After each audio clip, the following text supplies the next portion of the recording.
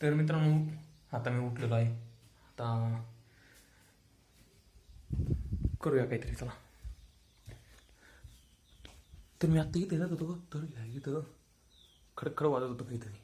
मला वाटतं एक तर उंदीर नाही, पाले दिसते का, शेपूट दिसते बघ तिची. हां, तर पाले तिथं. तर मी आता पेटवतो चूल, मग आंघोळ करून आता गाईची झाडझूड झालेली आणि खायला पण आणलेलं आहे.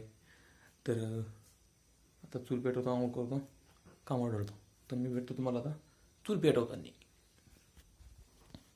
घरामध्ये. हे त्याचे काळी शेवटी त्याला तर पेट या चूल आला. चूल